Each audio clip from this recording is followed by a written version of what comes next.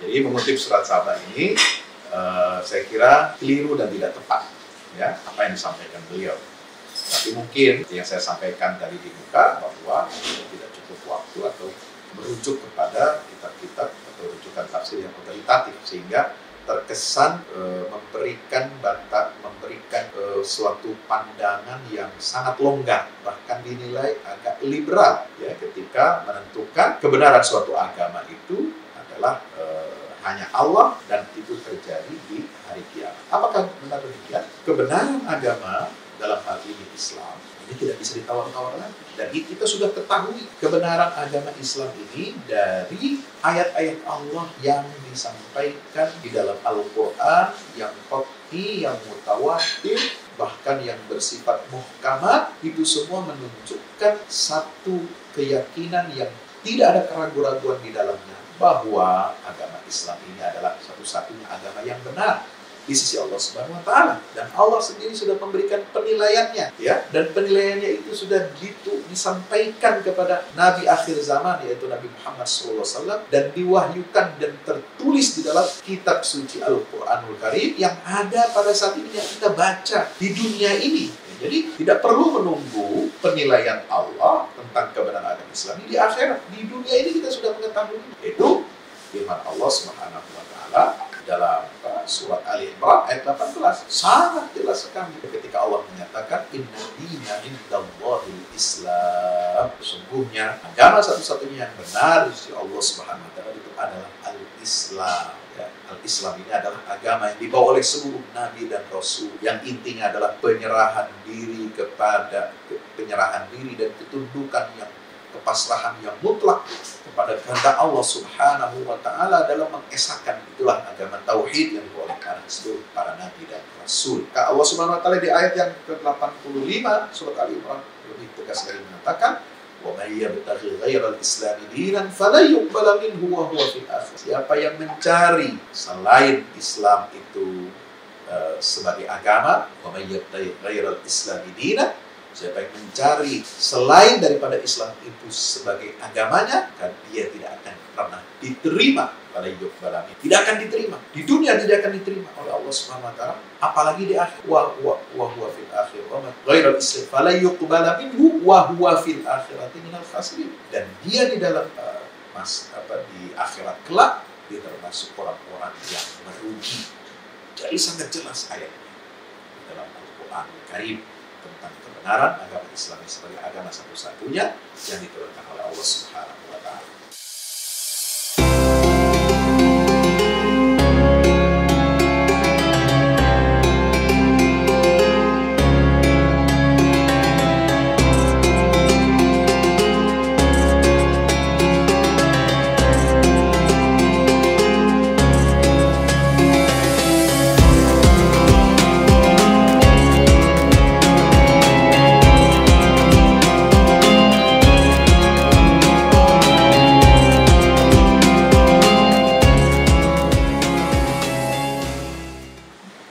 Bismillahirrahmanirrahim. Assalamualaikum warahmatullahi wabarakatuh. Alhamdulillah wassalatu wassalamu ala Rasulillah wa ala alihi wa ashabihi wa man tabi'ahu wa nasrahu wa la hawla wa la quwwata illa billah. Subhanaka la ilma lana illa ma 'allamtana innaka antal alimul hakim. Rabbi zidni ilma warzuqni fahma. Sahabat-sahabatku, pemirsa setia UFS Official Channel yang insyaallah semua dirahmati Allah Subhanahu wa taala. Alhamdulillah kita berjumpa lagi pada kesempatan kali ini dalam UFS Menjawab. Sekarang banyak sekali beredar video yang ada bisa kita lihat di YouTube, ya, ataupun di media sosial. Kalau di YouTube teman-teman bisa melihat tanya jawab yang utuh, ya, di channel Pandita ID. Itu tentang batas-batas toleransi yang ditanyakan oleh salah seorang audiens kepada guru kita, seorang pakar tafsir Al-Quran dari Indonesia, Universitas Al-Azhar, Kairo Mesir, yaitu Profesor Quraish Shihab. banyak yang bertanya kepada saya, apakah memang demikian pemahaman, penafsiran ayat atau penggalan ayat yang dibawakan oleh Pak Quraish Shihab ini ketika menjawab tentang bagaimana kita harus bersikap menyikapi perbedaan, kemudian klaim kebenaran, pandangan tentang agama. Lalu beliau menjawab bahwa kebenaran agama itu, ya, biar Allah nanti yang memutuskan di yaumul qiyamah. Dan untuk lebih jelasnya, kita simak dulu video ini secara utuh seperti apa. Bagaimana memelihara dan membangkitkan rasa persaudaraan atau kebersamaan antar umat beragama? Oh, Terima kasih. terima kasih, bagus sekali pertanyaannya. Bagaimana membangkitkan rasa persaudaraan antar umat beragama? Hormatilah semua orang yang wajar dihormati. Satu hal yang saya ingin garis bawahi, menghormati suatu pendapat itu bukan berarti menerima pendapat itu. Non-muslim, dia punya pendapat, saya hormati dia walaupun saya tidak setuju dengan dia. Jadi titik tolaknya hormat, rumusannya adalah menghormati semua pendapat walaupun kita tidak setuju, selama pendapat itu bercirikan kedamaian. Kalau sudah tidak bercirikan kedamaian, kita tidak bisa hormat. Ya. Nah, itu sebabnya juga dikatakan kedamaian itu lahir jika Anda tidak mau memberi saya, tidak apa-apa, tapi jangan ambil hak saya, jangan maki saya. Itu sudah bagus. Saya tidak perlu untuk dipuji. Nah, ini lahir ini. Itu persaudaraan lahir. Apalagi dalam konteks agama. Dalam konteks agama, yakinlah bahwa yang menentukan benar salahnya satu agama itu adalah Tuhan. Dan penentuannya itu di hari kemudian. Inna au iyyakum la'ala hudan au fi dhalalin mubin. Sampaikan Nabi Muhammad kepada non-muslim, bisa jadi kami, bisa jadi kamu yang benar, bisa jadi kami yang salah atau kamu yang salah. Tidak usah kita persoalkan di dunia ini siapa yang benar dan siapa yang salah. Yang putuskan Tuhan. Ya, teman-teman, sahabat BFS Official Channel yang dirahmati Allah, tadi kita sudah melihat dan mendengarkan langsung ya kutipan dari dialog yang dijawab audiens dengan guru kita Prof. Quraish Shihab. Ada dua hal yang perlu saya garis bawahi. Ya, yang pertama adalah pernyataan bahwa kita harus menghormati semua pandangan. Yang penting bercirikan, ya, tidak ada kebencian ataupun tidak ada caci maki. Yang penting bercirikan kedamaian. Selama pendapat itu meskipun menyimpang, meskipun menyesatkan, yang penting cirinya adalah kedamaian, tidak mengganggu, tidak menjelekkan, ya, kemudian tidak memprovokasi, ya, apalagi untuk memerintahkan atau menyuruh kita memerangi, ya, pihak yang berbeda. Selama bercirikan kedamaian, maka kita harus menghormati semua pandangan. Itu yang pertama. Yang kedua, soal bahwa kebenaran suatu agama itu tidak bisa dinilai di dunia ini, tetapi kebenaran itu diserahkan penilaiannya di yaumil akhir kepada Allah Subhanahu wa taala. Nah, lalu beliau membawakan ayat ke-24 surat Saba. Qul may yarzuqukum minas samawati wal ardh qulillah wa inna aw iyyakum la'ala hudan aw fi dhalalin mubin. Katakanlah wahai Muhammad kepada orang-orang musyrikin, karena konteksnya ini adalah untuk kaum musyrikin. Siapa yang sanggup terus-menerus memberikan rizki kepadamu, baik dari langit maupun dari bumi? Katakanlah wahai Muhammad, tegaskan kepada mereka, yang memberikan rizki itu adalah hanya Allah Subhanahu wa taala semata. Wa inna aw iyyakum la'ala hudan aw fi dhalalin mubin. Dan sungguhnya kami atau kalian yang berada di atas kebenaran atau berada di dalam kesesatan yang nyata. Baik, yang pertama saya ingin karena diminta oleh sahabat-sahabat, teman-teman untuk mengomentari atau menyikapi isi daripada dialog tanya jawab guru kita Prof. Syihab, saya ingin mengatakan bahwa memang dalam forum tanya jawab langsung seorang ulama, seorang mubalik memang memiliki dilema tersendiri. Ya, di satu sisi ya, menjawab spontan suatu pertanyaan memang bisa jadi beliau, semua ulama, semua tokoh publik, semua public figure ya, itu bisa jadi dia memiliki banyak sekali ide, banyak sekali amunisi ya, jawaban-jawaban yang sudah dipersiapkan dan memang sudah terbiasa karena banyak membaca ya.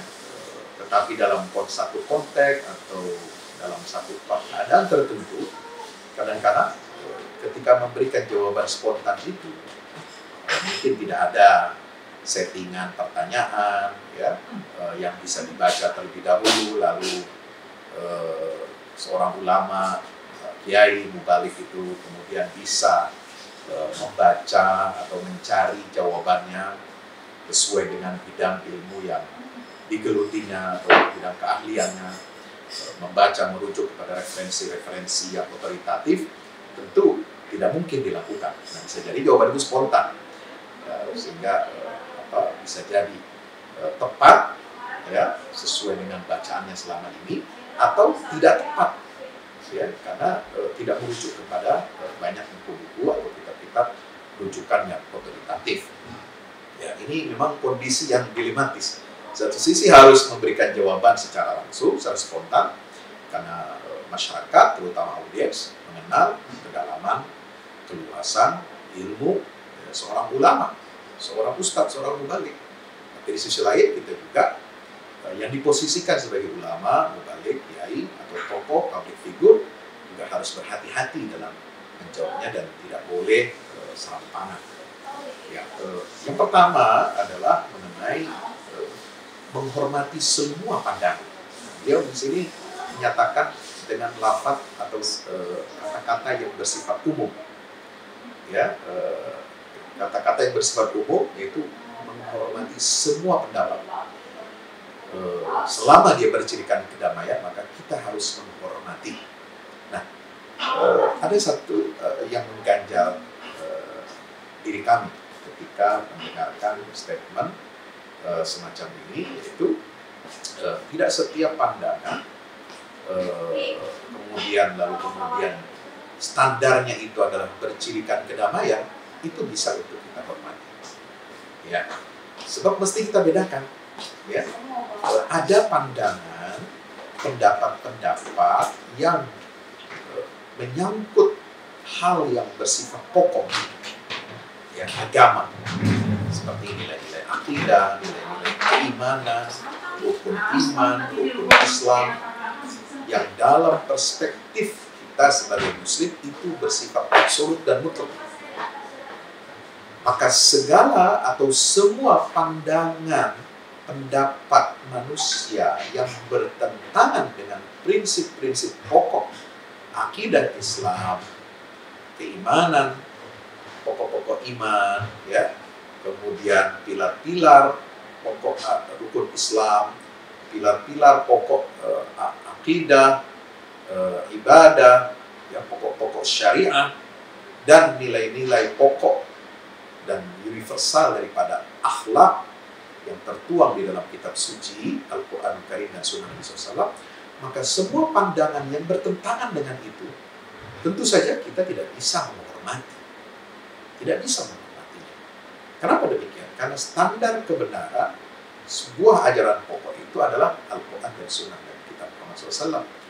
Nah, kalau ada yang bertentangan, misalnya dalam pokok-pokok akidah, keimanan, ya, tentang keesaan Allah Subhanahu wa Ta'ala, tentang hari kebangkitan, hari kiamat, bahwa itu nyata, benar adanya, kemudian tentang surga dan neraka, ya, kemudian iman kepada para nabi dan rasul yang wajib kita imani, ya, iman kepada kitab-kitab suci, ya, kemudian juga kepada para rasul, pada hari akhirat, iman pada hari akhirat. Jika ada yang bertentangan dengan nilai-nilai pokok, maka kita tidak bisa menghormatinya, ya, tidak bisa menghormati pandangan yang berbeda atau bertentangan dengan nilai-nilai pokok akidah dan keimanan, ya, di dalam ajaran agama Islam, seperti yang tertuang termaktub dalam ayat-ayat yang muhkamat, yang sudah pasti dan sifat qat'i di dalam Quran, dan didukung oleh petunjuk dari Nabi kita Muhammad sallallahu alaihi wasallam. Karena semua pendapat yang bertentangan dengan itu adalah bersifat batil. Famadza ba'dal haqqi illa dhalal. Setelah kebenaran itu jelas, qad tabayyana lahumur rusdu minal ghayy. Setelah jelas mana petunjuk, mana hidayah, mana yang lurus, tentu semua yang bertentangan dengan al-haq itu adalah berarti kesesatan. Maka tidak ada yang tersisa setelah dijelaskannya, setelah terang benderangnya kebenaran itu, nilai-nilai pokok dalam ajaran agama Islam, nilai-nilai pokok akidah, nilai-nilai pokok ibadah, nilai-nilai pokok syariah, nilai-nilai pokok akhlakul karimah, maka yang bertentangan dengan semua, tentu itu adalah kesesatan yang tidak bisa kita hormati. Ya. Adapun kalau kita bertoleransi dengan orang yang berbeda agama dengan kita, berbeda keyakinan kita, ya memang kita toleransi. Ya, kita membiarkan mereka untuk menjalankan ibadahnya sesuai dengan keyakinan mereka. Kita tidak ganggu. Nah, itulah namanya toleransi. Tapi kita tidak boleh membenarkan dan menghormati pandangan yang bersifat pokok agama yang bertentangan dengan akidah, syariah, ya, dan akhlak yang diajarkan yang bersifat pokok di dalam Al-Quran dan Sunnah Nabi kita Muhammad sallallahu alaihi wasallam. Karena tolok ukur kebenaran, ya, dalam mengukur nilai sebuah pandangan yang berkaitan dengan nilai pokok akidah, itu adalah standarnya, tolok ukurnya adalah Al-Quranul Karim. Ya, Bapak Ibu, sahabatku yang dirahmati Allah Subhanahu wa taala, maka saya ingin mempertegas lagi, ya, jika yang berlaku itu adalah pandangan-pandangan yang bersifat furu'iyah, ya, cabang, ya, bukan yang pokok tapi cabang agama, ya, dalam perbedaan mengenai masalah hal-hal yang bersifat furu'iyah, fiqhiyah, ya, apakah itu perbedaan dalam furu' akidah, ya, bagaimana tentang menjelaskan sifat-sifat Allah, apakah ditakwilkan, apakah ditetapkan, diisbatkan, atau diserahkan maknanya tafwid kepada Allah Subhanahu wa ta'ala, itu furu' akidah. Kalau berbeda pandangan, kita hormati, karena dia masih dalam koridor mengesahkan Allah, mentauhidkan Allah Subhanahu wa ta'ala. Bukan mengatakan Tuhan itu beranak atau diperanakkan, Tuhan bukan salah satu dari tiga oknum, ya, atau Tuhan itu adalah perwujudan dari seorang manusia, ya, misalnya, itu sudah bertentangan. Kita tidak bisa menghormati dan kita tidak bisa membenarkannya, ya, tetapi kita bisa bertoleransi. Tetapi kalau dalam masalah pandangan, pendapat-pendapat yang menyangkut dengan furu', cabang-cabang agama, seperti rincian tentang bagaimana kita memahami sifat-sifat Allah Subhanahu wa ta'ala yang bersifat yang ada kemiripan dengan makhluk, maka itu kita harus bertoleransi, ya, ada perbedaan di situ. Kemudian toleransi, kita bisa menghormati pandangan dalam rincian perbedaan furu', dalam rincian ibadah. Ya, semuanya kita meyakini bahwa sholat lima waktu itu fardu. Tapi kaifiyat sholatnya, kaifiyat niatnya, kaifiyat bacaannya, ya, ketika dalam setiap gerakan atau kepindahan gerakan, perbedaan bacaan dalam takbiratul ihram, perbedaan letak posisi tangan ketika takbiratul ihram, perbedaan membaca doa iftitah di dalam sholat di rakaat yang pertama, perbedaan mengenai kunut subuh, ya. Perbedaan lagi mengenai basmalah di awal surah Al-Fatihah dibaca keras atau dibaca sir, dilembutkan atau disembunyikan bacaannya, atau perbedaan dalam membaca basmalah di awal surah setelah surat Al-Fatihah. Itu juga masalah yang harus di sini terletak perbedaan yang kita tolerir dan bisa kita hormati. Kita menghormati semua pandangan-pandangan yang berbeda satu sama lain dalam masalah-masalah huruf atau cabang-cabang agama. Kita harus saling menghormati dan menghargai. Nah, jadi itu pandangan kami tentang poin yang pertama. Nah, poin yang kedua, ketika beliau menyinggung bahwa kebenaran suatu agama itu ya ditetapkan oleh Allah nanti di hari kiamat, ya diserahkan kepada Allah penilaiannya pada hari kiamat, dan kita tidak boleh mengklaim merasa paling benar sendiri kemudian membawa ayat wa inna awliyakum la'ala hudan aw fi rabbih. Nah, saya ulangi lagi ya jawaban beliau supaya lebih jelas ya, supaya kita tidak itu persaudaraan lagi, apalagi dalam konteks agama. Dalam konteks agama, yakinlah bahwa yang menentukan benar salahnya satu agama itu adalah Tuhan. Dan penentuannya itu di hari kemudian. Inna au iyyakum la'ala hudan au fi dhalalin mubin. Sampaikan Nabi Muhammad kepada non muslim, bisa jadi kami, bisa jadi kamu yang benar, bisa jadi kami yang salah atau kamu yang salah. Tidak usah kita persoalkan di dunia ini siapa yang benar dan siapa yang salah. Yang putuskan Tuhan. Ya, nah jadi mengutip surat Saba ini, saya kira keliru dan tidak tepat ya apa yang disampaikan beliau. Tapi mungkin seperti yang saya sampaikan tadi di muka, bahwa tidak cukup waktu atau merujuk kepada kitab-kitab atau rujukan tafsir yang otoritatif, sehingga terkesan memberikan suatu pandangan yang sangat longgar, bahkan mungkin dinilai agak liberal ya, ketika menentukan kebenaran suatu agama itu adalah hanya Allah dan itu terjadi di hari kiamat. Apakah benar demikian? Kebenaran agama dalam hal ini Islam ini tidak bisa ditawar-tawar lagi, dan kita sudah ketahui kebenaran agama Islam ini dari ayat-ayat Allah yang disampaikan di dalam Al-Quran, yang qat'i, yang mutawatir, bahkan yang bersifat muhkamat.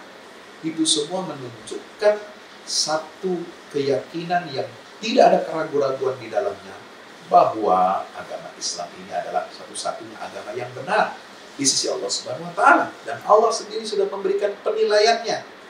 Ya, dan penilaiannya itu sudah disampaikan kepada Nabi akhir zaman, yaitu Nabi Muhammad SAW, dan diwahyukan dan tertulis di dalam kitab suci Al-Quranul Karim yang ada pada saat ini yang kita baca di dunia ini. Ya, jadi tidak perlu menunggu penilaian Allah tentang kebenaran agama Islam ini di akhirat. Di dunia ini kita sudah mengetahuinya. Itu firman Allah Subhanahu wa taala di dalam surat Ali Imran ayat 18. Sangat jelas sekali ya, ketika Allah menyatakan inna dina indallahil Islam, ya, sesungguhnya agama satu-satunya yang benar di sisi Allah Subhanahu wa taala itu adalah Al-Islam. Ya, Al-Islam ini adalah agama yang dibawa oleh seluruh nabi dan rasul, yang intinya adalah penyerahan diri dan ketundukan yang kepasrahan yang mutlak kepada kehendak Allah Subhanahu wa taala dalam mengesahkan dirinya. Itulah agama tauhid yang dibawa oleh seluruh para nabi dan rasul. Ya. Maka Allah Subhanahu wa taala di ayat yang ke-85 surat Ali Imran lebih tegas lagi mengatakan, "Wa may yabtaghi ghairal islami dinan falan yuqbala minhu wa huwa fil akhirati minal khasirin." siapa yang mencari ya, selain Islam itu sebagai agama, wa may yabtaghi ghairal islami dinan, siapa yang mencari selain daripada Islam itu sebagai agamanya, maka dia tidak akan pernah diterima pada yuqbala minhu. Tidak akan diterima. Ya. Di dunia tidak akan diterima oleh Allah Subhanahu wa taala, apalagi di akhirat. Wa huwa fil akhir wa ma ghairal islam fala yuqbala minhu wa huwa fil akhirati minal khasirin. Dan dia di dalam di akhirat kelak dia termasuk orang-orang yang merugi. Jadi sangat jelas ayatnya dalam Al-Quran Karim tentang kebenaran agama Islam sebagai agama satu-satunya yang diturunkan oleh Allah Subhanahu wa taala. Nah, kalau kita juga merujuk kitab-kitab tafsir, apakah itu yang bersifat bil ma'thur maupun bil ra'i, baik dari masa klasik maupun kontemporer, ya, itu juga apa yang disampaikan oleh guru kami, guru kita, itu tidak tepat, ya. Kalau kita merujuk kitab tafsir bil ma'thur, ini sudah ada dihimpun dalam mausu'ah tafsir bil ma'thur, mausu'atut tafsir bil ma'thur, ya, ini ensiklopedi tafsir bil ma'thur di jilid ke-18, jilid ke-18, ya, ketika membahas surat Saba, jilid ke-18 ini halaman 256. Ya, kita lihat bagaimana tafsir bil ma'thur dari salafus shalih, dari sahabat, tabi'in, ya. Antaranya di sini langsung di nomor 63.491 riwayat dari Mujahid bin Jabr. Mujahid bin Jabr ini adalah murid, ya, salah seorang murid utama dari sahabat Ibnu Abbas radhiyallahu anhu, ya. Qala Mujahid bin Jabr la'ala hudan ay ahadul fariqain ay fanahnu 'alal huda wa antum fi dhalal mubin. Jadi Imam Mujahid bin Jabr radhiyallahu anhu, ya, beliau mengatakan tafsir la'ala hudan, yang berada di atas kebenaran itu siapa? Ahadul fariqain, salah satu dari dua golongan, inna au iyyakum, ya.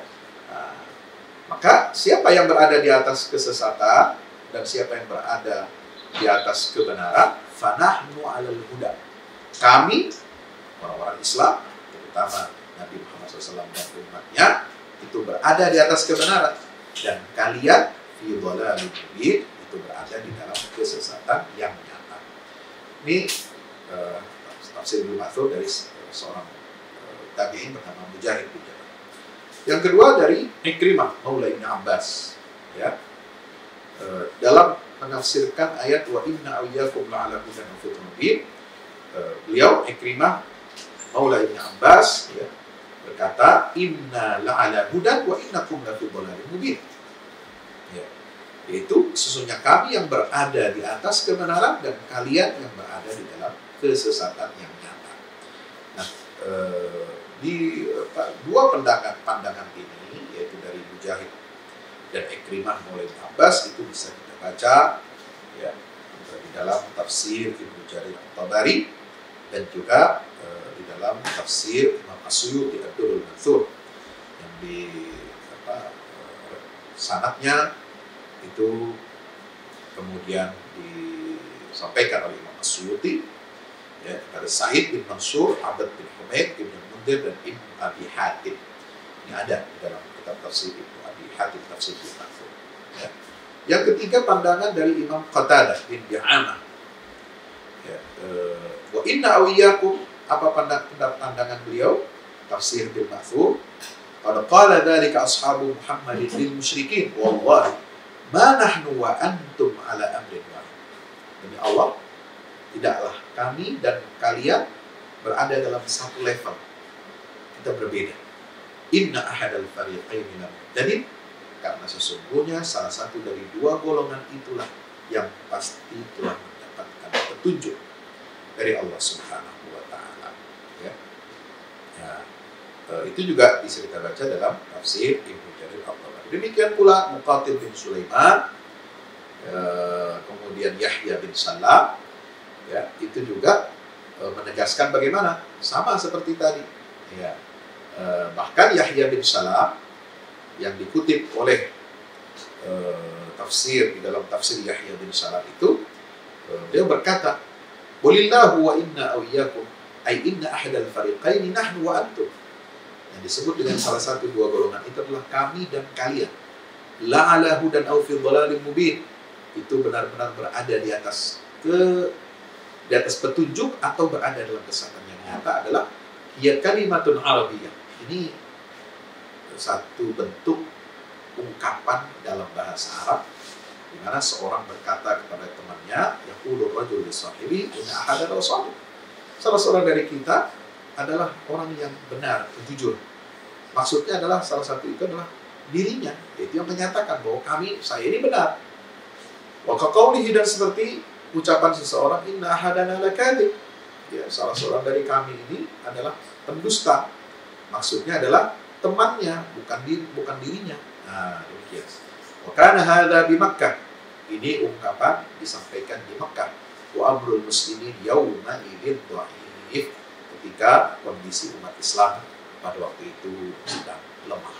Ya, sehingga wajar Nabi SAW diperintahkan oleh Allah untuk menyampaikan tentang kebenaran posisi Nabi SAW yang menyampaikan dakwah tauhid, mengajak orang-orang musyrikin untuk bertobat kepada Allah, meninggalkan kemusyrikannya, kesyirikannya, meninggalkan penyembahan berhala-berhala dan hanya menyembah Allah Subhanahu wa taala.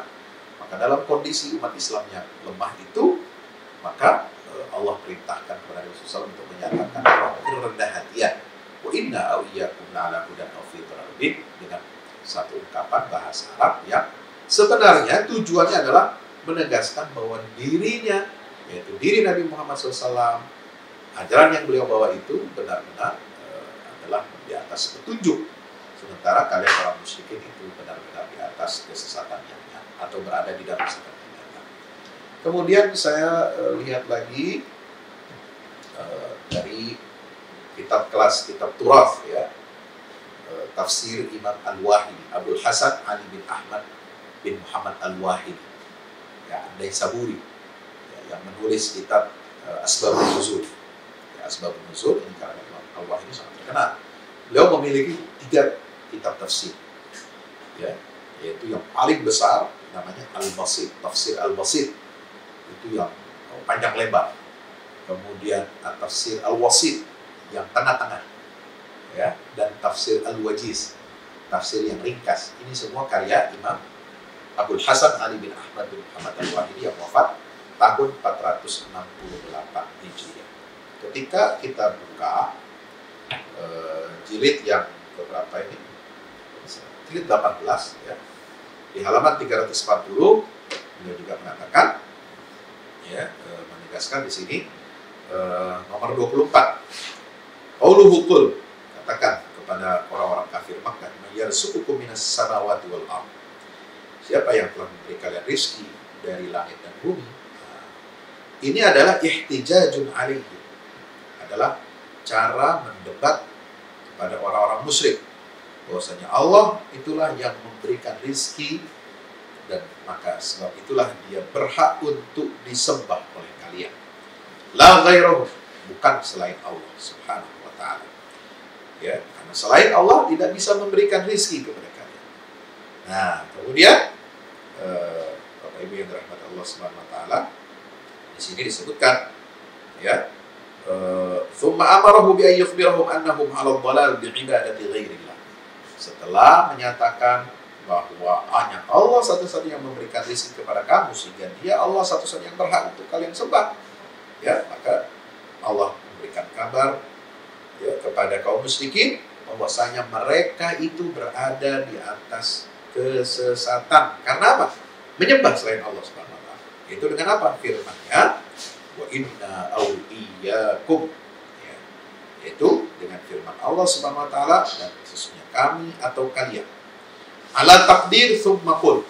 Nah, setelah qul may yarzuqukum, nah, itu kemudian ada sebuah kata kalimat yang dikira-kirakan. Ya, apa kira-kiranya? Thumma qul. Lalu katakanlah. Ya. Nah, beliau di sini mengutip pernyataan Imam Atha dari Ibnu Abbas. Al-alif silatun lil kalam yuridu alif waw. Alif yuridu alif aw. Ya, alif di situ, aw di situ adalah silatun lil kalam, itu hubungan yang menghubungkan silah bagi sebuah percakapan. Ya, kemudian auha huna bimanzilati wawin nasqi. Ya, beliau menjelaskan bahwasanya penulis kitab An-Nazm Syarah Sahibun Nazm bahwasanya menurut tata ilmu bahasa Arab, ya, ilmu balaghah, ya, dijelaskan au di situ adalah seperti kedudukannya seperti wawun nasab. Waw yang berarti menunjukkan keserasian. Apa maksudnya? Ta'wiluhuma mubtada'ani majmu'ani laha jawabani majmu'ani. Itu ada dua mubtada yang dikumpulkan, yang kemudian punya dua jawaban juga yang terkumpul. Fayaridu ila kulli wahidin minhuma ma yaqtadi.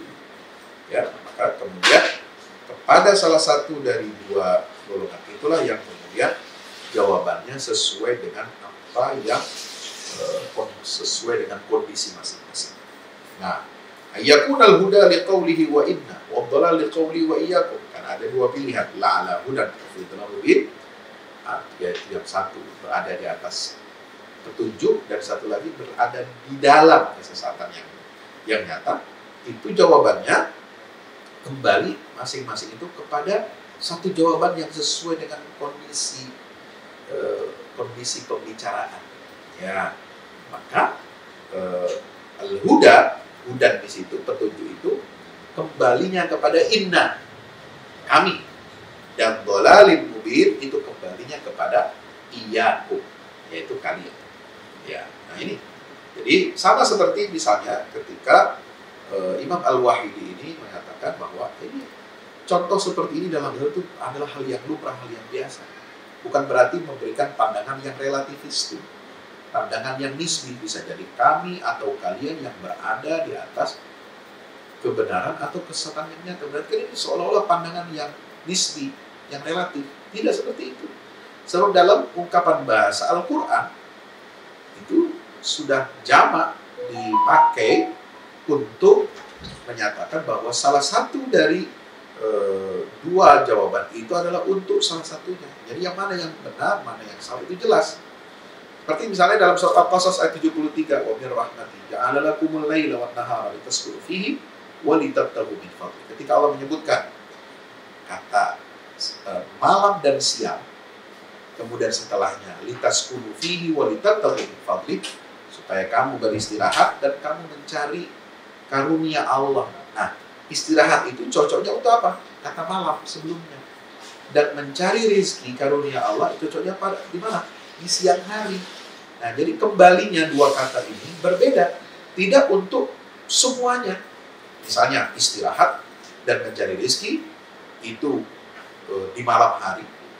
Juga istirahat dan mencari rezeki di siang hari. Tidak seperti itu. Jadi kembali kepada salah satunya. Maka wa inna au iyyakum la'ala hudan aw fidrun bin, menurut para ahli tata bahasa Arab, ahli ilmu balaghah Al-Quran, bahwa kata hudan itu kembali kepada inna, karena itulah yang benar. Kami berada dalam posisi yang benar, dan kata dhalalin mubin itu kembali kepada iyyakum. Ya. Jadi ini harus kita pahami. Inilah yang kemudian juga disebutkan oleh Abu Ubaidah, ya, di dalam kitab Majazul Quran.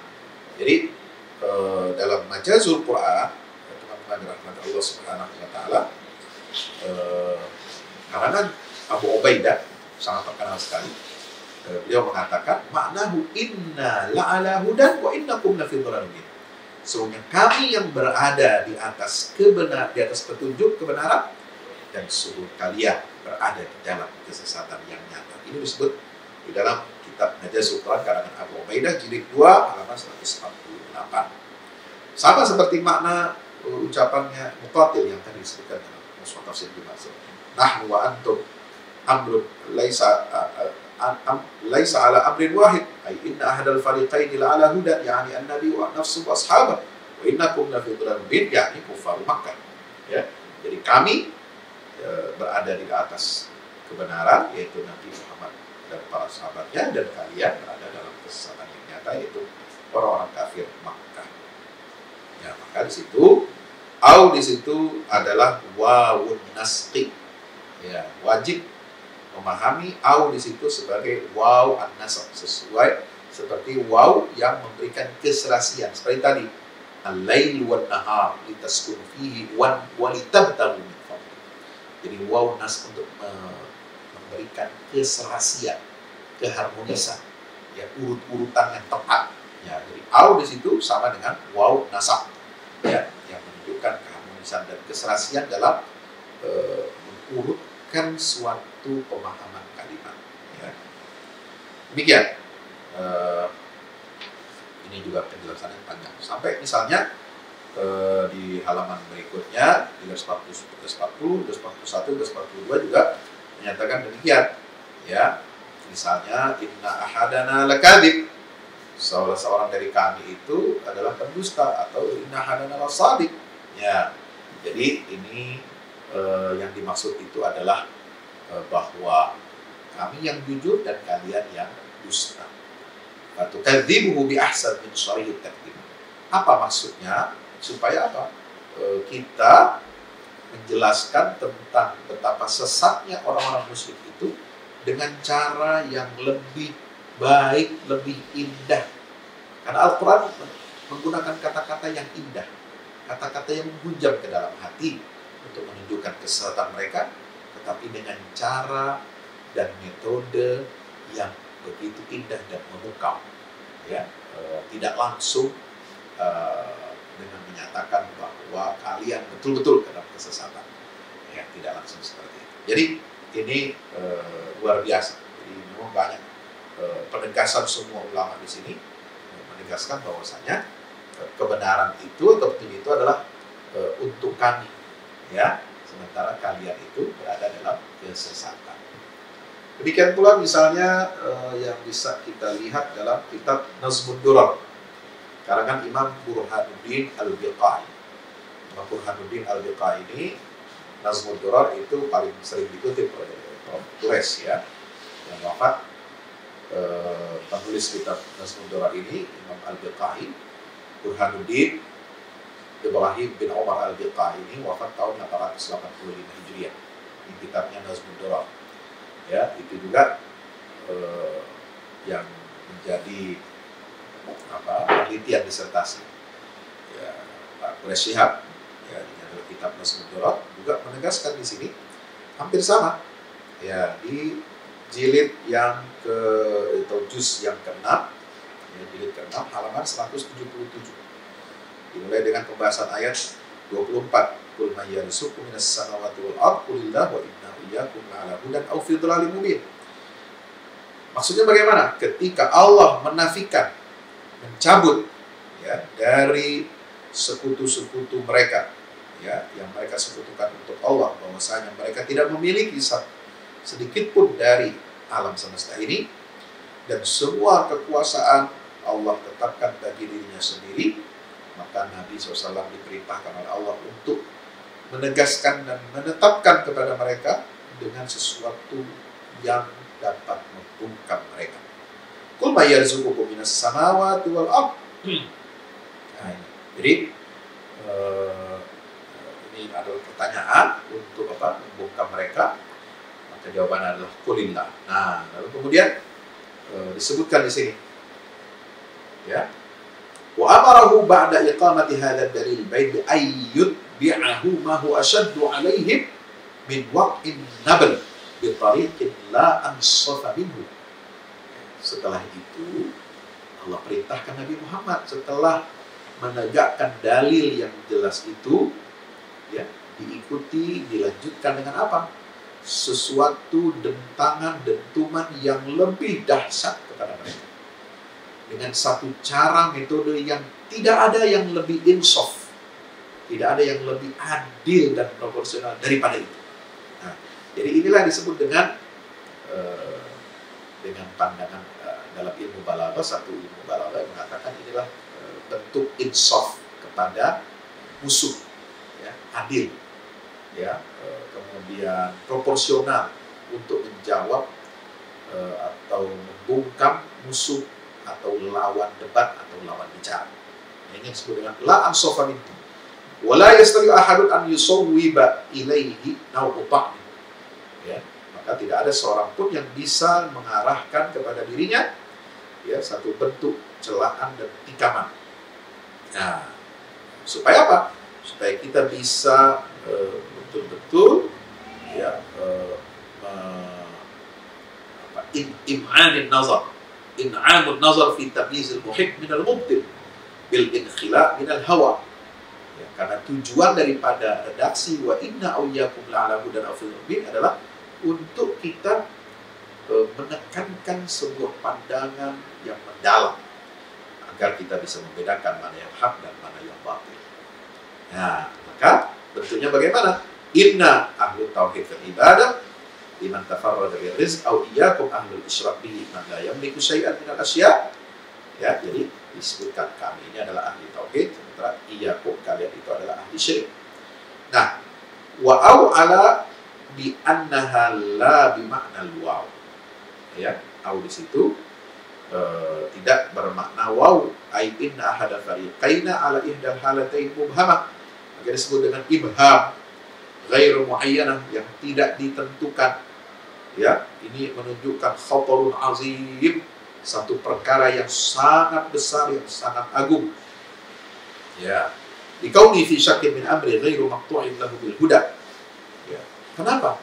Dia merupakan satu perkara yang besar, seolah-olah dia berada dalam keraguan, ya, tidak ada kepastian terhadap petunjuk. Fanzuru bi'uqulikum, maka hendaklah kalian melihat, hendaklah kalian lihat itu dengan akal-akal pikiran kalian. Fi ta'yinihi, ya, siapa yang menetapkan, yang menentukan kebenaran dan kebatilan itu?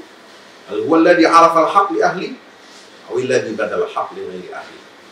Ya, apakah yang ditetapkan itu adalah dia yang mengenal kebenaran pada ahlinya, atau dia yang bersungguh-sungguh, ya, mengerahkan segenap daya dan upaya untuk mengenal kebenaran, ya, pada yang bukan ahli.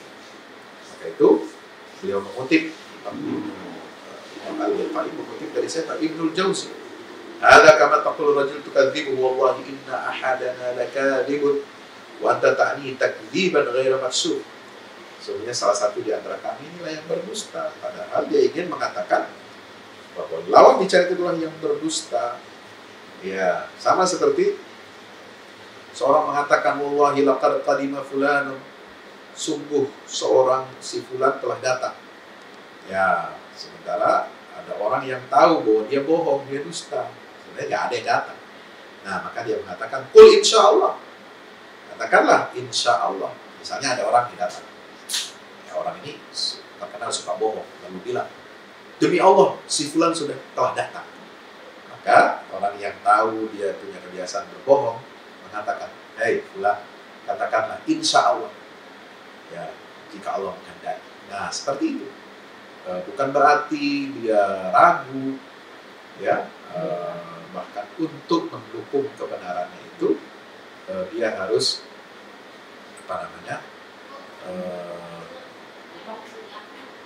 jadi teman-teman, di sini kita jelaskan, jadi dengan mengatakan insya Allah, ya, itu dia berarti telah mendustakannya dengan sesuatu yang lebih indah, lebih baik daripada dia langsung mengatakan orang ini dusta. Enggak, bohong kamu.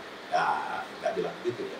Kamu bohong, kamu berdusta. Dia enggak bilang begitu, tapi dengan mengatakan insya Allah, ya, jika Allah menghendaki. Nah, itu dipastikan orang itu berbohong dengan cara yang lebih indah. Ya. Wala siyama ba'da iqamati dalil al-murad.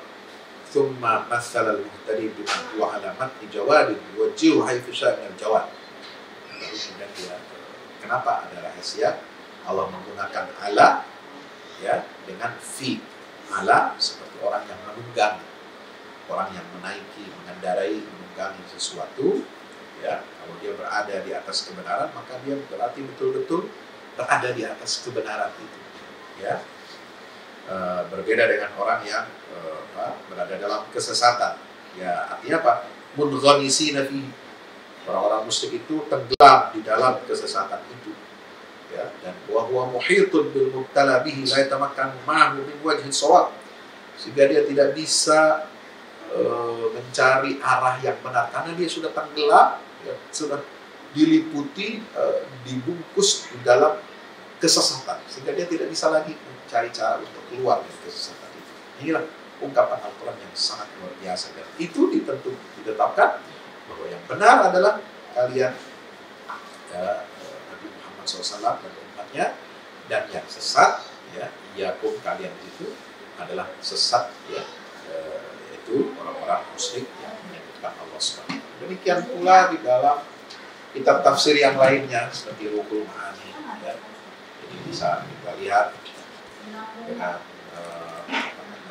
penafsiran yang mirip, ya. Jadi dengan berbagai aliran ini, tafsir Al-Quran itu sama, menunjukkan bahwa tidak ada keraguan-keraguan, ya, dalam kebenaran agama yang kita yakini, kita anut, ya. Itu tidak ada yang ragu-ragu, ya, tidak ada yang relatif, ya. Kita serahkan kebenaran agama itu kepada di hari kiamat kepada Allah SWT. Dia yang menetapkan, dia yang berhak menentukan yang mana yang benar. Tidak, itu di dunia sudah kita ketahui. Dan ayat 24 surat Saba itu tidak tepat dijadikan dalil atau menjadi alasan legitimasi, ya, tentang relativisme kebenaran itu, seolah-olah kita tidak tahu kebenaran itu. Nah, ini dari kitab-kitab klasik, ya. Nah, kalau kita lihat kitab-kitab kontemporer di sini, ya, misalnya dari Imam At-Tahir Ibn Ashur, kitab At-Tahrir wa Tanwir, yang sering juga dikutip oleh Profesor Gresham, ya. Ini juga sama, ya. Bahwasanya disebutkan di sini itu apa? Ya, ayat 24 itu adalah untuk perpindahan, ya, setelah menghancurkan dalil orang-orang musyrikin, ya, bahwa mereka tidak ada guna dan manfaatnya bagi orang-orang yang menyembah berhala-berhala itu di dunia dan di akhirat, ya, mereka tidak mereka disebutkan di sini apa? Cara mendebat mereka, ya, ditambahkan dengan apa? Di sini hadzal launu minal kalam, ya, au di sini, ya, ji'a bi harfi au al-mufid litardid al-muntaza' min asy-syak, ya. Setelah ada pertanyaan istifham untuk menjatuhkan musuh ke dalam ke dalam kekalahan, ya, maka ditambah di sini satu kelompok itu karena ala diddi min halil fariqil akhar baina muwafaqatil haqqi wa adamiha, ya. Maka di situ ditambahkan, didatangkan dengan kata au, inna wa inna au iyyakum. Nah, apa maksudnya au di situ yang secara harfiah artinya itu menunjukkan keraguan-keraguan, ataukah sesungguhnya kami atau kalian, ya. Hadzal launu minal kalam yusammal kalamul munsif. Nah, yusammal kalamal munsifa. Ya, bentuk, ya, perkataan semacam ini itu adalah menunjukkan suatu kalam yang insaf, ya, adil, ya. Supaya apa? Allah yatrukal mujadil li khasmihi mujibata ghayyuzin wahtidadin fil jidal, ya. Artinya agar seorang yang berdebat kepada musuhnya atau lawannya itu tidak membiarkan, tidak meninggalkan, ya, mujibata ghayyuzin wahtidadin fil jidal, ya, sesuatu yang dapat melahirkan, ya, kebencian atau ketegangan, ya, dalam berdebat. Jadi dibiarkan, Atau dalam ilmu munazarah, ini dinamakan apa? Yusamma fi ilmi munazarah irfa'al anan lil munazir. Dalam ilmu berdebat, ya, berdialog, ilmu munazarah. Itu ilmu munazarah ini adalah ilmu cara berdebat, cara berdialog. Itu disebutkan irfa'ul anan, ya, merenggangkan tali kekang. Merenggangkan tali kekang bagi orang yang berdebat, wa ma'adzalika faqarinatu ilzamihi bil hujjah qarinatun wadihah. Jadi merenggangkan tali kekang. Seperti kuda nih, kalau ditarik kuat, ya, dia bisa berontak. Tapi kalau direnggangkan tali kekangnya, nah, itu bisa dia adem, dia bisa lebih tenang, lebih kalem. Nah, sama dengan orang yang berdebat tentang pokok-pokok akidah antara tauhid dan syirik, ya, antara tauhid dan trinitas, antara tauhid dan kekufuran kepada Allah Subhanahu wa taala. Ya, itu. Nah, ini Al-Qur'an menggunakan cara metode berdebat, ya, dengan merenggangkan tali kekang. Kalau dia dikerasin, ya, seperti kuda, tali kekangnya diketatin, dikerasin, dia berontak. Ya, dia bisa kehilangan akal. Tapi kalau kita renggangkan tali kekangnya, maka dia bisa tenang, bisa adem. Dia bisa akan berpikir bahwasanya dirinya itu berada dalam kesesatan yang nyata. Nah, di sini. Jadi ini kalau ini menurut Imam Muhammad Tahir bin Asyur dalam kitab At-Tahrir wa Tanwir, ya, di jilid yang ke-9. Jadi juz 22 halaman 192. Anistamala ala ima'in ila tarji' ahadil janibin fi ahadil ihtimal bil tariq muqabalatil janibain fi tartibil halatain bil laffi wa nashril murattab wa huwa aslul laff. Jadi ini bentuk balaghahnya sangat tinggi sekali. Pertama, itu disebutkan insaf atau irkhaul ana, ya. Nah, ditambah lagi ada sebuah isyarat untuk mentarjih, menguatkan salah satu dari dua pihak berada di dalam apa? Salah satu dua kemungkinan. Nah, ini dengan cara apa? Muqabalatul janibain, memperhadapkan dua sisi dengan apa? Dengan mentertibkan atau mengurutkan dua kondisi dengan apa cara? Bil laffi wan nashr.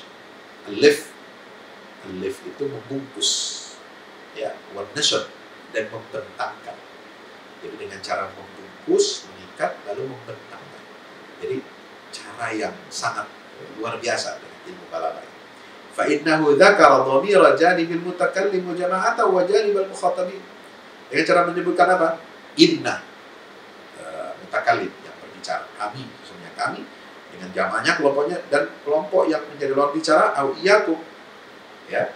Lalu kemudian dzakara halal huda wa halal dhalal ala tertibi dzikril janibain, ya. Kemudian disebutkan oleh Allah kondisi kebenaran atau petunjuk dan kondisi kesesatan sesuai dengan urutan penyebutan dua pihak itu. Jadi Imam Ibnu Asyur ingin mengatakan hudan itu untuk inna dan dhalalin mubin untuk iyyakum. Nah, ini metode balaghah. Jadi ima ila tarjih ahadil janibain fi ahadil ihtimal bi tariq muqabalatil janibain fi tartijil halatain. Dengan apa? Dengan metode al-laf wan nashr, membungkus dan membentangkan. Dengan tertib urutan sesuai tertibnya, hudan itu untuk inna, kami, ya, itu kebenaran, petunjuk itu untuk kami, dan kesesatan dhalalin mubin misalnya itu untuk apa? Iyyakum. Nah, ini adalah bentuk apa? Bentuk balaghah, ya. Karena yang kelompok pertama itu diarahkan kepada kebenaran atau petunjuk, kelompok lain itu kepada kesesatan yang nyata. Nah, ini juga ta'rid, memberikan apa? Memberikan menyindir, ya, menyindir dan mengecam dengan bentuk yang lebih menghujat dari, ya, misalnya ketika kita langsung tanpa dengan yang alih dengan ungkapan yang sorohah, dengan ungkapan yang terus terang, ya, itu ini lebih indah, lebih cakep, ya, caranya. Kemudian tajahulul arif, ya, di dalam ungkapan seperti ini itu disebutkan bahwasanya orang yang arif, bijaksana, bijak lestari itu dia tajahul, ya, dia tidak menganggap sesuatu, ya, tidak menganggap dirinya ada. Faqadil ta'ama fi hadhihi al-jumlah thalathu muhassinatin min al-bari' wa nuqtatun min al-bayan fashtamalat ala arba' khususiyat. Ya, jadi ini bentuk ada 3 macam kata-kata muhassinat, ya, bentuk yang indah dalam ilmu badi, dan ada nuktah, ada 1 noktah dalam ilmu bayan. Ya, itu ada jenis. Lalu kemudian huruf ala hudan, ala di atas, dan fi dhalalin, itu berada di dalam kesesatan, dalam kesalahan nyata. Itu juga menunjukkan satu bentuk bentuk ungkapan bahasa yang luar biasa. Kalau la'ala hudan seperti contoh dengan orang yang menunggangi kuda, itu isti'arah tamthiliyah makniyah tabaiyah, ya. Kemudian juga dengan huruf zorf, ya, orang yang sesat itu berada di dalam kesesatan, ya, itu diliputi oleh kesesatan, dia tenggelam dalam kesesatan. Ini juga satu bentuk ungkapan yang sangat luar biasa, menegaskan bahwa kita berada di dalam kebenaran dan mereka berada atau kalian berada dalam kesesatan.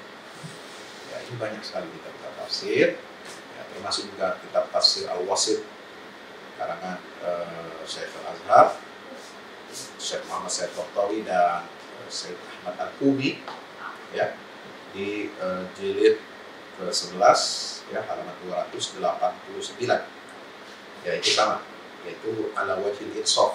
Ini metode insaf dalam berdebat, ya, seperti tadi yang sudah dijelaskan dalam beberapa kitab sebelumnya.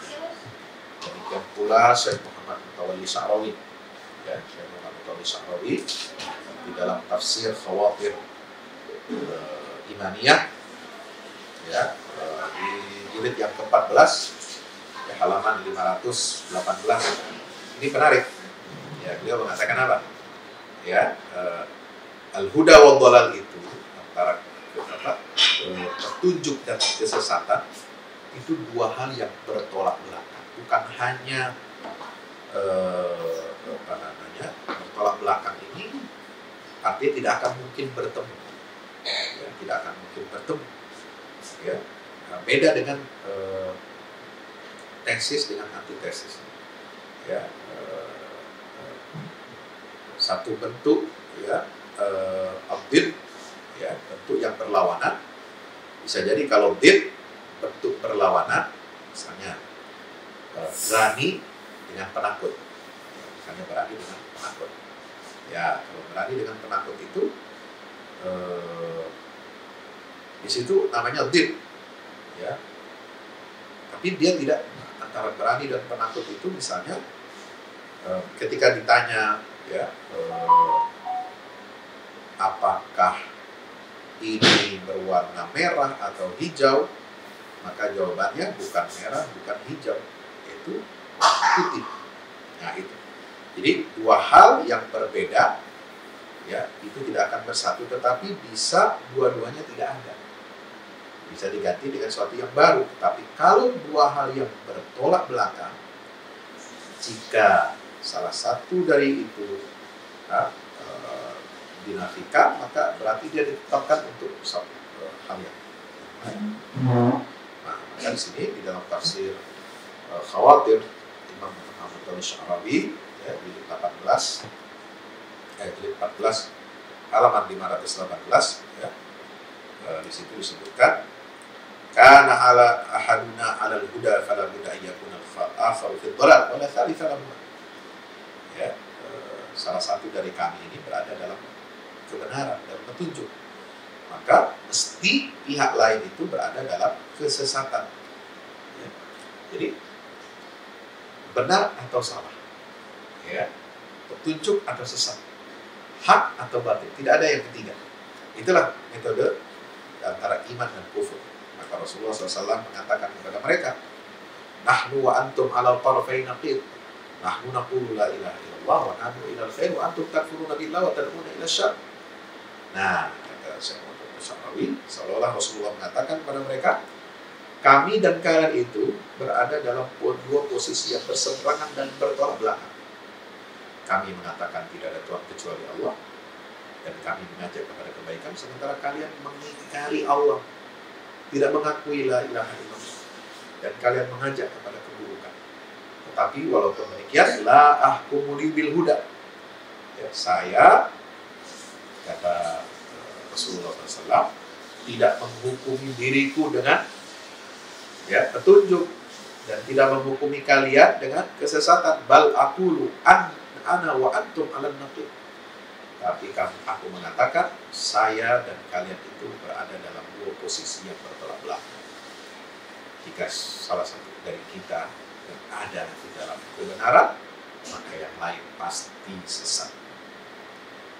Maka kata Syekh Syarawi, ya, apakah ada cara berdebat, cara mengalahkan musuh dalam berdialog itu yang lebih indah dan lebih halus daripada cara berdebat seperti ini? Jadi ini cara dalam konteks perdebatan, bukan dalam konteks kita ragu tentang kebenaran agama kita. Ini dalam konteks dialog antara orang bertauhid dengan orang yang musyrik, antara orang mukmin dengan orang kafir. Ya. Bukan dalam konteks kita dalam komunitas lingkungan umat beragama, umat Islam, lalu menyatakan bahwa kebenaran agama kita ini kita nggak tahu. Ya, kita serahkan kepada Tuhan nanti di hari kiamat, Dia yang memutuskan. Nah, itu tidak tepat. Karena konteks dialognya, perdebatannya berbeda. Dalam komunitas kita dengan orang Islam, kita harus dengan yakin dan tegas mengatakan bahwa kebenaran agama di sisi Allah sudah jelas, yaitu al-Islam. Dan di dunia ini kita sudah tahu, kita sudah ditunjukkan ayat-ayat Allah tentang kebenaran agama Islam. Tidak perlu menunggu di akhirat keputusan Allah dan penilaian Allah tentang kebenaran agama itu. Ya, tapi dalam perdebatan dengan antara musyrik dengan orang bertauhid, antara orang kafir dengan orang mukmin, nah ini cara salah satu yang ditunjukkan oleh Allah dengan cara yang sangat indah. Rasulullah tidak mengklaim, tidak menghakimi, menghukumi dirinya dan orang beriman dengan petunjuk, walaupun sudah jelas petunjuk kebenaran itu ada pada sisi Rasulullah dan orang beriman. Walam yahkum 'alal kuffar bid-dhalal wa raghmaduhi fi janibihim. Dan Nabi SAW tidak menghukumi orang kafir itu sesat, meskipun tegas dan jelas kesesatan itu ada pada diri mereka. Ya, nah ini cara berdebat, cara berdialog, ya. Nah, ini contohnya apa?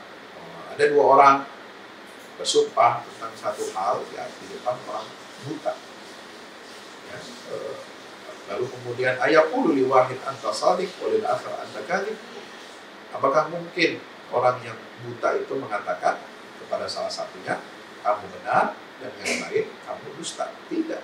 Tapi wahidun minkum as-shadiq wal akhar kadhib. Nah, tetapi pasti orang buta itu mengatakan salah satu di antara kalian itu ada yang benar dan yang lain itu berarti dia berdusta.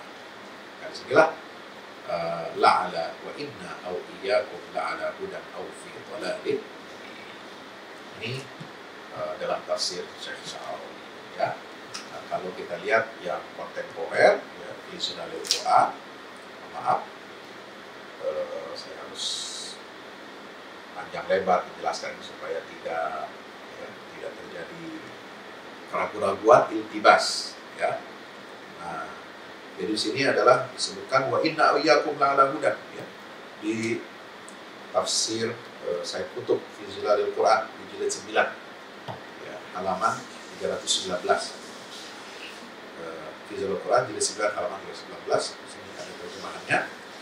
Wa inna iyyakum la'ala hudan afi dhalalin mubin. Sesungguhnya kami atau kamu orang musyrik pasti berada atau bersama nyata.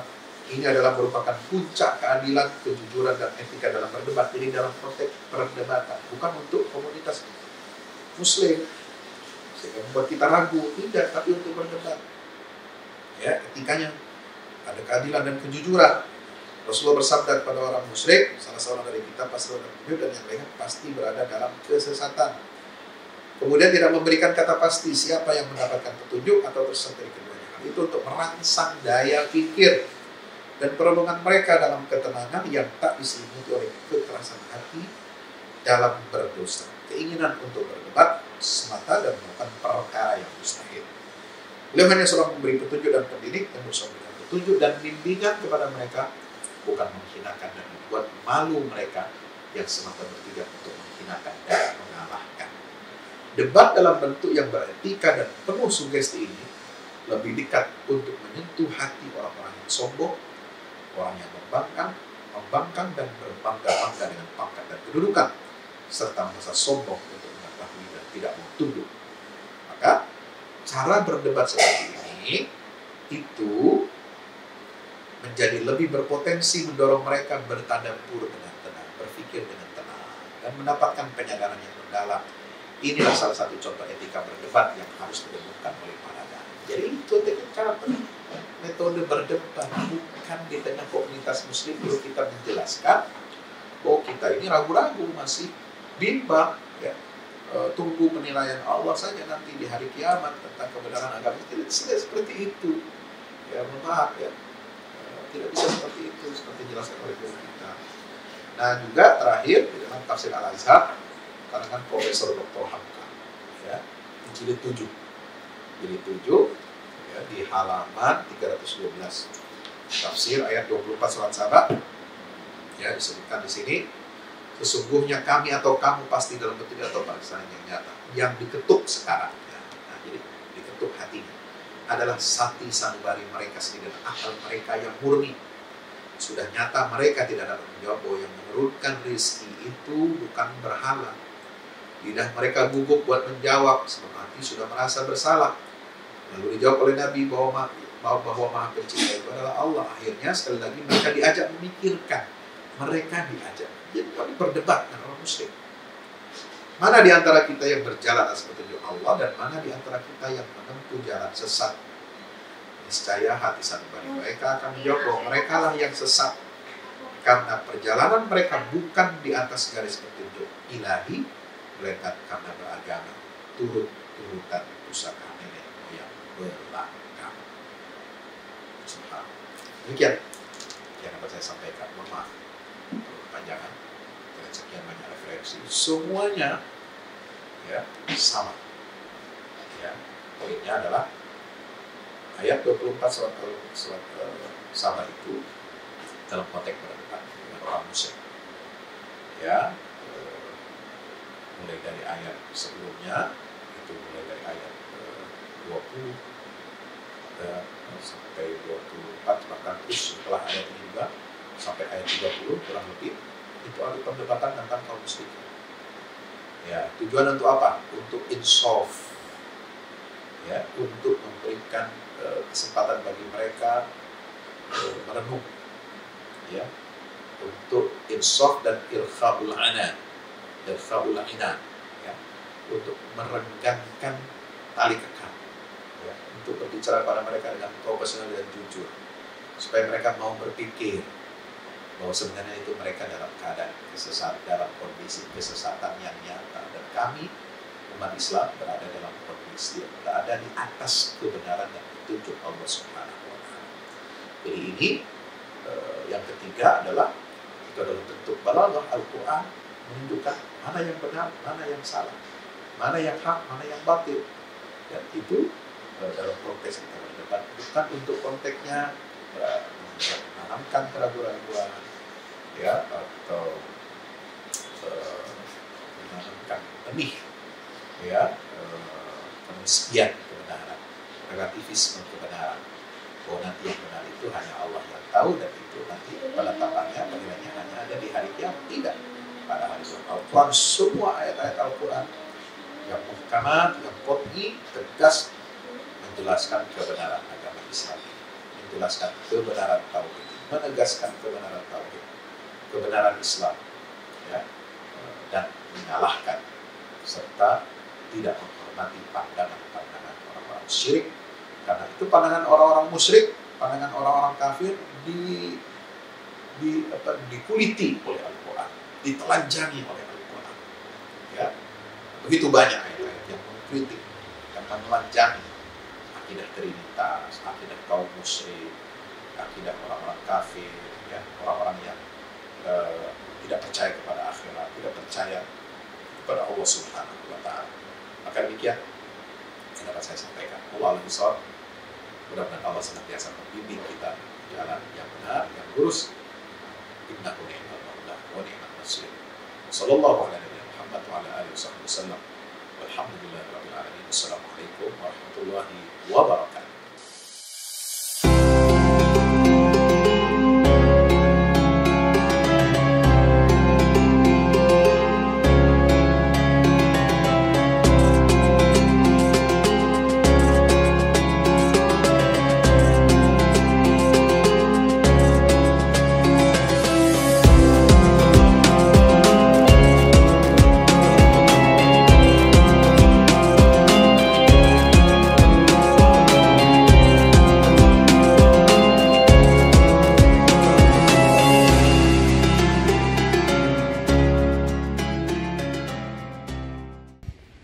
Itu apa?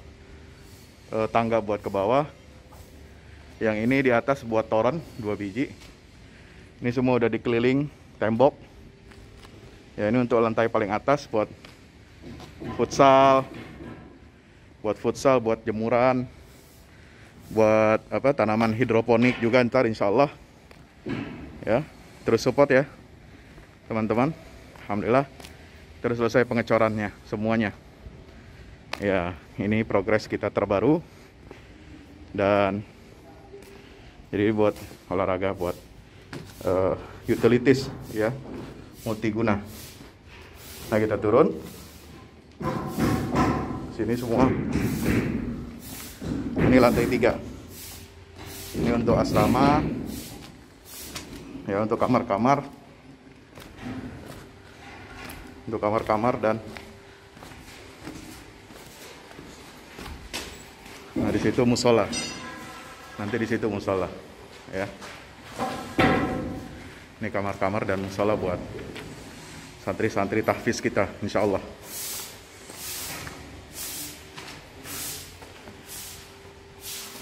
Nah, ini lantai 2 kita turun.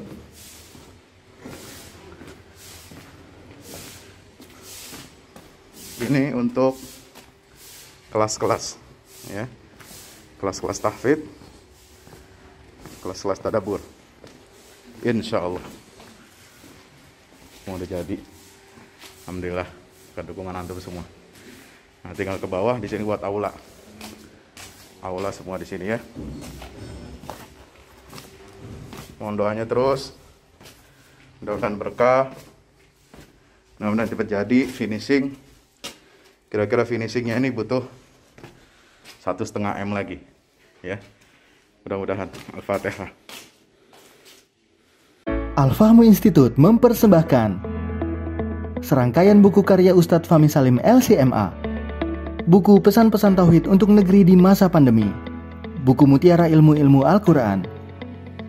Ada diskon 20% untuk buku tafsir sesat 58 esai kritis wacana Islam di Indonesia dan buku kritik terhadap studi Al-Quran kaum liberal. Anda dapat memesannya melalui layanan WhatsApp di nomor 0877 063 7192 dengan format pemesanan ketik nama, alamat lengkap, nomor handphone, dan jumlah buku yang diorder. Ongkos kirim di luar harga buku dan menyesuaikan wilayah dengan paket standar. Lampirkan juga bukti transfer Anda ke rekening BNI Syariah di 0631 748573. Tunggu apa lagi? Pesan sekarang.